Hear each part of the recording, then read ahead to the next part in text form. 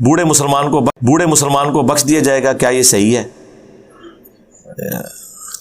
بڑا کچھ ملتا ہے جی بوڑھوں کے بارے میں، تو وہ دوسری سائڈ کا ہی ملتا ہے۔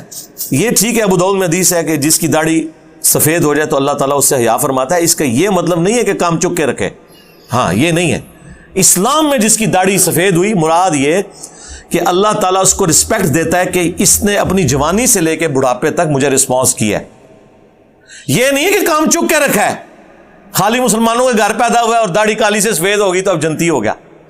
اس حدیث کا یہ مطلب ہی نہیں تھا۔ مراد یہ کہ اللہ تعالیٰ خوش ہوتا ہے ایسے بندے سے کہ دیکھو اس نے جوانی سے میری عبادت شروع کی، میرے تابع فرمان رہا، میرے نبی صلی اللہ علیہ وآلہ وسلم کا مطیع رہا، حتیٰ کہ اس پہ بڑھاپا آ گیا، یہ میرا بندہ بن کے رہا، تو اللہ تعالیٰ اس سے حیا فرماتا ہے کہ ہاں اب دنیا میں اس نے مجھے رسپانس کیا، اب جب میرے پاس آئے گا نا تو میں اسے حیا کروں گا کہ اس نے میرے لیے زندگی گزاری ہے تو میں اسے بخش دوں گا۔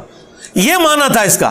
اس میں یہ تو نہیں ذکر کہ اگر کوئی بندہ جو ہے وہ جوانی سے لے کے بڑھاپے تک گناہ کرتا رہے اور داڑھی سفید ہو جائے، اللہ کہتا ہے داڑھی سفید ہوگی، لا تیرے پچھلے سارے معاف ہو گئے۔ یہ اس کے اوپر قرآن و سنت کا مقدمہ کھڑا ہوا ہے، اس طرح نہیں ہے۔ Online networking business جس میں تھوڑی سی سرمایہ کاری کرتے ہیں اور ساتھ مزید لوگ شامل کرنے پہ پیسے ملتے ہیں، اس طرح جنرل میں بات نہیں کروں گا۔ حلال اور حرام کاروبار کے 4 اصول، میری ویڈیو دیکھ لیں، فارکس ٹریڈنگ لکھیں تب بھی وہ ویڈیو کھول جائے گی، اس میں میں نے چیزیں بتائی ہیں۔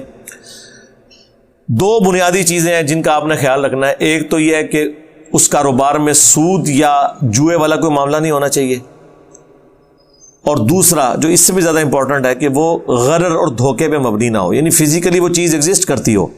یہ زبانی کلامی نہیں ہے کہ یہ چیز خریدی اور ادھر بیچ دی، نہ وہ خریدی نہ بیچی، فزیکلی وہ چیز ایگزسٹ کرتی ہو۔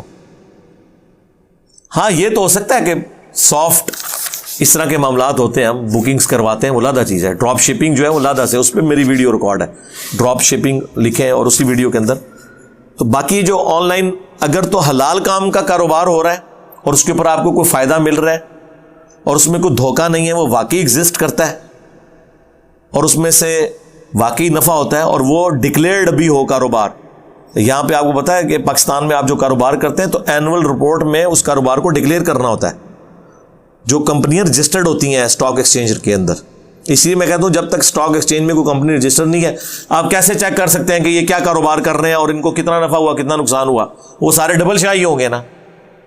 یہ مداربے والے آپ مولوی کام ڈال گئے نا آپ کو، وہ دیوبندی رائیونڈ والے، وہ رائیونڈ والوں کا بھی بیچاروں کا قصور نہیں، انہوں نے بھی لانے برات کیا تھا لیکن کام تو ڈل گیا۔ میرے آفس میں ایک کلیگ تھے تبلیغی جماعت کے، ان دنوں ایپیکس پہ تھا وہ ڈبل شاہ والا وہ معاملہ جو ہے نا، وہ جو مداربہ والا جو تھا۔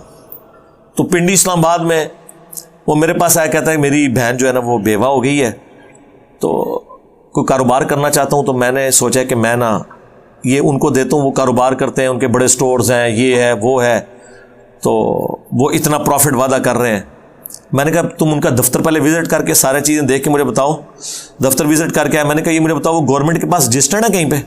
کہتے ہیں رجسٹر کوئی نہیں ہے، ہوتے بوریے چڑھا نا نوٹ رکھ رہے ہیں اپنے، دیکھو نوٹ بوریوں میں سنبھالے جاتے ہیں، وہ تائیں سنبھال رہے ہیں تو آڈے نے، انہوں نے کہڑے واپس کرنے نے، اپنی چیز کو اس طرح رکھتا ہے۔ ٹھیک ہے، میں نے کہا یار مرضی تیری اپنی ہے، لیکن میں تجھے بتا دوں کہ میرا تو زندگی کا اصول ہے جس کام میں مولوی انوالو ہونا، چاہے وہ دین کا معاملہ ہو یا آخرت کا، وہ 2 نمبری پہ ہے۔ اور یہاں تو نہ صرف مولوی انوالو ہے، باقی جو کچھ تم حالات بتا رہے ہو نا، جتنا میرا سینس ہے نا اس میں تو مجھے یہ فراڈ لگتا ہے، یہ کام بالکل نہ کرو۔ جناب چند ہفتوں بعد وہ سارا فراڈ کھل گیا، تو وہ بندہ جب کبھی بھی دفتر آتا تھا نا تو وہ آگے مجھے کہتا تھا جی علی بھائی آپ نے مجھے تباہ ہونے سے بچا لیا، میری بہن نے نہیں سی منو معاف کرنا، ٹھیک ہے۔ اور وہ آج تک اس احسان کے تلے دبا ہوا تھا، حالانکہ میں نے تو ایک مشورہ دیا تھا، بخاری مسلم میں حدیث ہے جو شخص آپ سے مشورہ مانگتا ہے وہ امانت آپ کے سپرد کرتا ہے، آپ خیانت نہ کریں۔ یعنی جو چیز میں خود پسند نہیں کرتا، یہاں پہ لوگ رشتے کرانے کا بڑا شوق ہوتا ہے، جی اس کا اس سے رشتہ کرا دو، ان سے پوچھیں کہ اگر یہی ہے تو تم اپنی بچی کا رشتہ دے دو نا، وہ کہا نہیں ہے قابل ہے، تو لوگوں کی بچیاں جھونک رہے ہو اس میں۔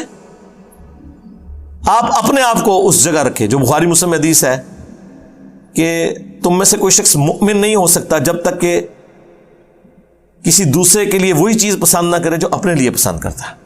ہاں یہ شرط ہے.